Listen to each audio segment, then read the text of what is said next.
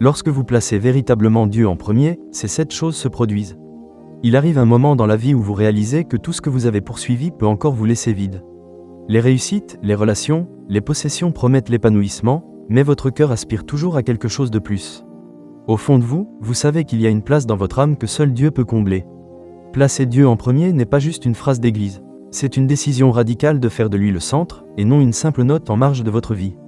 Cela signifie confier vos plans, vos peurs et même vos rêves entre ses mains, en faisant confiance à ses voies qui sont plus élevées et à son timing parfait. Lorsque vous le faites, tout change. Votre cœur commence à trouver le repos là où il luttait auparavant. Le bruit du monde s'apaise, et la voix de Dieu devient claire.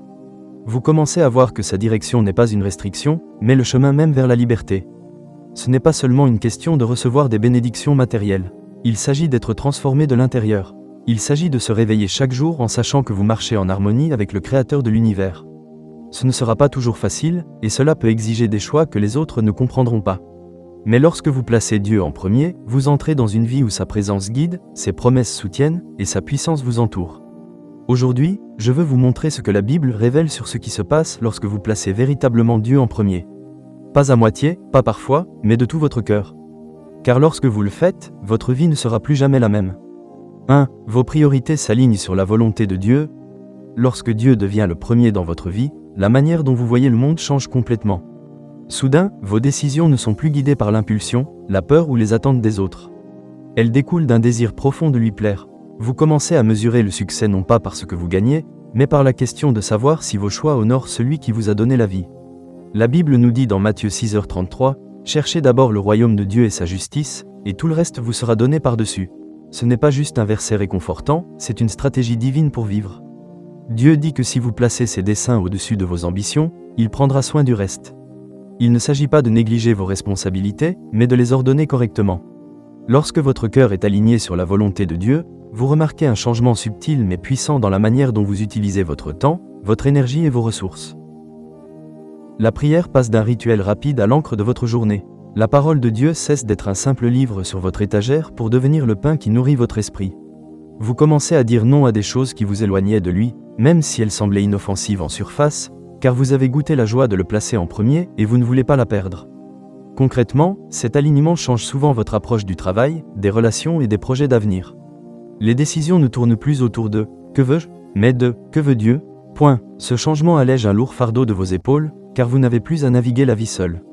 Vous marchez sous sa direction, pas à pas. C'est aussi dans cet alignement que Dieu révèle l'appel spécifique qu'il a pour votre vie. Lorsque vos priorités sont les siennes, vous êtes mieux positionné pour entendre sa voix plus clairement. Les distractions perdent leur emprise et votre cœur bat au rythme du sien. C'est alors que vous commencez à vivre avec une paix et une confiance que le monde ne peut ni donner ni reprendre. 2. Vous expérimentez une provision surnaturelle. L'une des promesses les plus profondes de l'Écriture est que Dieu pourvoira pour ceux qui le placent en premier. Il ne s'agit pas de vivre dans un luxe constant, mais de ne jamais manquer de ce dont vous avez véritablement besoin pour accomplir son dessein dans votre vie. Considérez l'histoire d'Élie et de la veuve de Sarepta dans 1 Roi 17. En temps de sécheresse et de famine, Dieu envoya Élie vers une femme qui n'avait plus qu'une poignée de farine et un peu d'huile. Elle préparait son dernier repas lorsqu'Élie lui demanda de cuire du pain pour lui d'abord. Cela n'avait aucun sens d'un point de vue humain. Comment pouvait-elle donner le peu qu'elle avait? Mais elle obéit, et Dieu multiplia sa farine et son huile jusqu'à la fin de la famine. C'est ce qui se passe lorsque vous placez Dieu avant votre instinct de survie. Vous mettez ce que vous avez, votre temps, vos finances, vos talents, entre ses mains, et il le multiplie au-delà de ce que vous pourriez imaginer. Philippiens 4h19 déclare « Mon Dieu pourvoira à tous vos besoins selon sa richesse en gloire en Jésus-Christ. » Remarquez qu'il est dit « tous vos besoins, pas seulement certains ». Sa provision est abondante et ses ressources sont illimitées. La provision surnaturelle se manifeste souvent de manière imprévisible. Cela peut être une opportunité inattendue, une connexion opportune, une annulation soudaine de dettes, ou même un changement de circonstance qui élimine complètement le besoin. Parfois, il ne s'agit pas de vous donner plus, mais d'étirer ce que vous avez pour qu'il dure plus longtemps que la logique ne le permettrait. Cela ne signifie pas que la vie sera exempte de défis, mais que, même dans les temps de pénurie, vous verrez la fidélité de Dieu. Vous aurez des histoires à raconter sur la façon dont il est intervenu alors qu'il n'y avait aucun chemin possible. Ces moments construisent un témoignage, non seulement pour vous, mais pour tous ceux qui sont témoins de votre parcours. Lorsque vous faites confiance à Dieu avec ce que vous avez de meilleur, vous découvrez qu'il n'est jamais en retard, jamais à court et jamais indifférent. Il pourvoit non seulement parce que vous le placez en premier, mais parce que son cœur se réjouit de prendre soin de ses enfants. Et lorsque vous vivez avec cette foi, vous cessez de courir après la provision. Au contraire, la provision commence à vous suivre. 3. Vous gagnez une paix inébranlable dans les tempêtes de la vie. Lorsque Dieu occupe la première place dans votre vie, la paix devient plus qu'un sentiment passager. Elle devient l'atmosphère de votre âme. Cette paix ne vient pas de circonstances favorables, mais de la certitude que celui qui vous tient est là, peu importe ce qui se passe autour de vous. Philippiens 4:6-7 nous donne cette promesse. Ne vous inquiétez de rien, mais, en toute chose, par la prière et la supplication avec des actions de grâce, faites connaître vos besoins à Dieu. Et la paix de Dieu, qui surpasse toute intelligence, gardera vos cœurs et vos pensées en Jésus-Christ. Remarquez que cette paix vous garde. Elle veille sur votre esprit comme un bouclier, empêchant la peur, la panique et le désespoir de s'infiltrer. Les tempêtes de la vie sont inévitables. Un diagnostic, une trahison, une perte soudaine, un revers inattendu. Ces moments viendront, mais lorsque Dieu est le premier, ils ne peuvent pas vous faire sombrer. Pensez aux disciples dans la barque avec Jésus pendant la tempête dans Marc 4. Les vagues déferlaient, le vent hurlait, et ils pensaient qu'ils allaient mourir. Pourtant, Jésus dormait. Pourquoi ? Parce qu'il portait la paix du ciel, et non la peur de la tempête. Et lorsqu'il est le premier dans votre vie, cette même paix devient la vôtre. Placer Dieu en premier signifie que vous prenez l'habitude de courir vers lui avant de céder à la panique. Vous priez avant de vous plaindre. Vous adorez avant de vous inquiéter. Ce faisant, vous créez un refuge dans votre cœur où sa présence apaise les vents intérieurs, même si les vents extérieurs continuent de souffler. Cette paix est inébranlable, car elle est ancrée dans la nature de Dieu et non dans les conditions changeantes de la vie. Les gens ne comprendront peut-être pas comment vous pouvez encore sourire dans le chagrin, comment vous pouvez encore faire confiance après une déception, ou comment vous pouvez encore espérer quand tout semble désespéré. C'est alors que votre vie devient un témoignage. Votre paix pointe vers le prince de la paix. Lorsque Dieu est véritablement le premier, les tempêtes perdent leur pouvoir de vous détruire. Elles peuvent encore souffler, mais elles ne peuvent plus vous déraciner, car vos racines plongent profondément dans sa parole, ses promesses et son amour immuable. 4. Vous développez une foi inébranlable. La foi grandit mieux dans le sol de l'abandon. Lorsque vous placez Dieu en premier, vous entrez dans des situations où vous devez lui faire entièrement confiance. C'est dans ces moments que votre foi s'approfondit. L'histoire d'Abraham dans Genèse 22 est l'un des exemples les plus frappants de cette vérité. Dieu lui demanda de sacrifier Isaac, le fils même qu'il lui avait promis. Pour l'esprit humain, cette demande était insupportable et illogique. Mais Abraham obéit, car sa confiance en la bonté de Dieu était plus grande que son besoin de comprendre. Au dernier moment, Dieu pourvut un bélier, prouvant à la fois sa fidélité et la foi d'Abraham. L'histoire d'Abraham dans Genèse 22 est l'un des exemples les plus frappants de cette vérité. Dieu lui demanda de sacrifier Isaac, le fils même qu'il lui avait promis. Pour l'esprit humain, cette demande était insupportable et illogique. Mais Abraham obéit, car sa confiance en la bonté de Dieu était plus grande que son besoin de comprendre. Au dernier moment, Dieu pourvut un bélier, prouvant à la fois sa fidélité et la foi d'Abraham. Lorsque vous placez véritablement Dieu en premier, vous serez confronté à des moments où l'obéissance semble risquée. Donnez lorsque vous n'avez pas assez, pardonnez lorsque vous avez été blessé, ou avancez dans un appel sans voir le chemin complet. Mais c'est dans ces pas d'obéissance que les muscles de la foi se développent. Chaque acte de confiance devient une brique dans la fondation d'une relation inébranlable avec Dieu. Avec le temps, vous cessez de tressaillir lorsqu'il vous demande d'agir. Vous cessez de douter de sa bonté lorsque les choses ne se passent pas immédiatement comme prévu. Au lieu de cela, vous apprenez à dire « S'il me guide, c'est pour mon bien.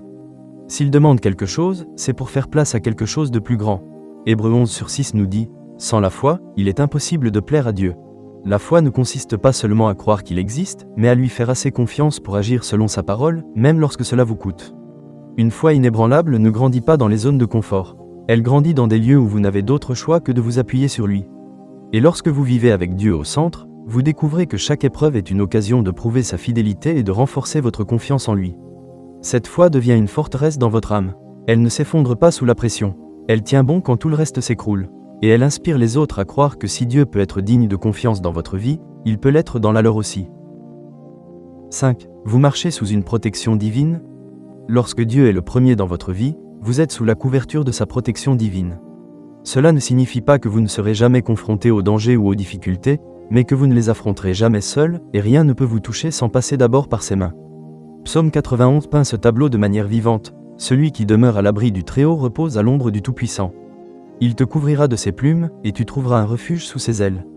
Sa fidélité est un bouclier et une cuirasse. Remarquez la condition, c'est pour ceux qui demeurent en lui. Placer Dieu en premier signifie vivre sous son toit, dans l'abri de sa présence, et c'est là que sa protection est promise. Nous voyons cela tout au long des Écritures. Lorsque Daniel refusa de cesser de prier Dieu malgré le décret du roi, il fut jeté dans la fosse aux lions, mais Dieu ferma la gueule des lions, Daniel 6. Lorsque Shadrach, Mésach et Abed-Négo refusèrent de se prosterner devant l'idole, ils furent jetés dans la fournaise ardente, mais le Fils de Dieu marcha avec eux dans les flammes, et pas même une odeur de fumée ne resta sur eux, Daniel 3. La protection divine peut se manifester de manière miraculeuse. Un accident évité, une maladie guérie, une menace neutralisée. Parfois, elle vient par une guidance qui vous protège d'un danger avant même que vous ne sachiez qu'il était là. D'autres fois, sa protection s'exerce sur votre âme, préservant votre foi, votre paix et votre joie des attaques de l'ennemi.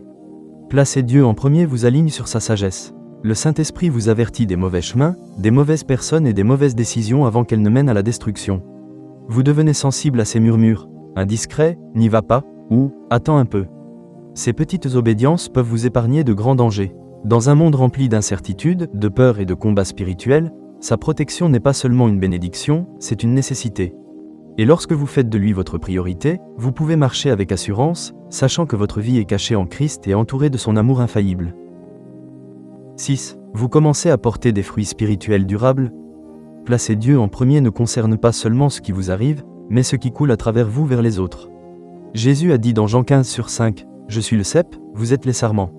Celui qui demeure en moi et en qui je demeure porte beaucoup de fruits, car sans moi vous ne pouvez rien faire. » Lorsque Dieu est votre priorité, votre vie commence naturellement à produire des fruits qui durent au-delà de cette vie. Ce fruit se manifeste dans votre caractère: amour, joie, paix, patience, bonté, bienveillance, fidélité, douceur et maîtrise de soi. Galates 5h22. Ces qualités ne peuvent être feintes longtemps. Elles croissent lorsque vous êtes enraciné en lui. Les gens commencent à remarquer que vous réagissez différemment aux défis, que vous aimez ceux que d'autres ignorent, que vous pardonnez là où la vengeance serait plus facile. Ce fruit se manifeste aussi dans votre influence. Lorsque Dieu est le premier, vos paroles ont du poids, car elles sont façonnées par sa vérité. Votre présence apporte la paix, car elle est imprégnée de son esprit. Vos actions dirigent les gens vers lui, parfois sans que vous vous en rendiez compte. Porter du fruit, c'est aussi avoir un impact sur l'éternité, amener d'autres à Christ, les accompagner dans leur foi, et laisser un héritage spirituel qui perdure longtemps après votre départ. C'est le genre de fruit dont Jésus parlait dans Jean 15h16. Ce n'est pas vous qui m'avez choisi. Mais moi, je vous ai choisi, et je vous ai établi, afin que vous alliez, et que vous portiez du fruit, et que votre fruit demeure. Et voici la belle vérité, ce fruit n'est pas le résultat d'un effort acharné, mais d'une connexion maintenue. Tout comme un sarment ne produit pas de raisin par ses propres efforts, mais en restant attaché au cep, vous portez du fruit en restant proche de Jésus, en écoutant sa parole et en obéissant à ses directives. Lorsque vous placez Dieu en premier, votre vie cesse d'être une simple question de survie ou de succès. Elle devient un témoignage vivant de son amour, un arbre qui offre ombre, abri et nourriture aux autres. Et plus vous demeurez en lui, plus votre fruit se multiplie, touchant des vies que vous ne rencontrerez peut-être qu'en l'éternité. 7. Vous voyez la gloire de Dieu se manifester dans votre vie. Lorsque Dieu occupe véritablement la première place dans votre cœur, votre vie devient une toile où sa gloire est affichée. Il ne s'agit pas de faire connaître votre nom, mais de rendre visible sa puissance, sa bonté et sa présence à travers vous, de manière à ne laisser aucun doute, Dieu est là. Dans Exode 33, Moïse supplia Dieu: « Fais-moi voir ta gloire. » Il ne demandait pas plus de miracles, de bénédictions ou de faveurs. Il voulait que la présence même de Dieu soit révélée. Et Dieu honora ce désir, car le cœur de Moïse était pleinement abandonné. Lorsque vous placez Dieu en premier, vous commencez à voir sa main là où vous ne l'aviez jamais remarqué auparavant. Dans les prières exaucées, dans le timing parfait, dans les transformations qu'aucun effort humain ne peut expliquer. La gloire de Dieu se manifeste lorsqu'un cœur endurci devient tendre, lorsqu'un mariage brisé est restauré, lorsqu'une situation impossible se retourne, lorsque la guérison arrive dans un lieu marqué par la douleur depuis longtemps. C'est lorsque vous regardez en arrière sur une saison de ténèbres et réalisez que chaque pas était guidé par une lumière plus grande que la vôtre. Vivre pour la gloire de Dieu signifie que même vos luttes ont un sens. Paul écrit dans 2 Corinthiens 4/7, « Nous portons ce trésor dans des vases de terre, afin que cette puissance supérieure soit attribuée à Dieu et non à nous. » Vos faiblesses, vos échecs passés, vos cicatrices deviennent tous partie intégrante du témoignage qui magnifie sa force. Plus vous l'honorez en premier, plus les autres le voient à travers vous. Ils ne connaissent peut-être pas les détails de votre parcours, mais ils sentent qu'il y a quelque chose de différent. Une lumière qui ne s'éteint pas, un espoir qui ne s'efface pas, une joie qui ne se brise pas. Et cela les attire vers la source. Voir la gloire de Dieu dans votre vie n'est pas un événement ponctuel. C'est un dévoilement continu au fur et à mesure que vous marchez avec lui jour après jour. Et plus votre abandon est profond, plus sa majesté brille clairement, non seulement dans les moments de sommet, mais dans les pas quotidiens d'obéissance, de confiance et d'amour. Conclusion. Une vie transformée lorsque Dieu est le premier. Placer Dieu en premier n'est pas une décision que vous prenez une seule fois. C'est un choix quotidien, un engagement à vie. C'est le réalignement constant de votre cœur, de votre esprit et de vos actions vers son royaume et sa justice. Et bien que le monde ne comprenne pas, le ciel, lui, le remarque. Lorsque vous vivez ainsi, vos priorités changent, votre provision est assurée, votre paix est inébranlable, votre foi est inébranlable, vos pas sont protégés, vos fruits se multiplient, et sa gloire rayonne à travers votre vie. Ce n'est pas l'absence de problème, mais la présence de Dieu dans chaque problème, qui vous guide, vous soutient et vous transforme. Chaque jour où vous choisissez de le placer en premier, vous construisez quelque chose d'éternel. Vous ne survivez pas simplement, vous entrez dans la plénitude de la vie qu'il a conçue pour vous. Et plus vous lui confiez ce que vous avez de meilleur, plus vous verrez qu'il en était digne dès le début. Alors aujourd'hui, là où vous êtes, faites ce choix. Placez-le au-dessus de chaque peur, de chaque plan, de chaque désir. Donnez-lui le trône de votre cœur et regardez comment il écrit une histoire avec votre vie qui proclame au monde « Voici ce qui se passe lorsque Dieu est véritablement le premier ».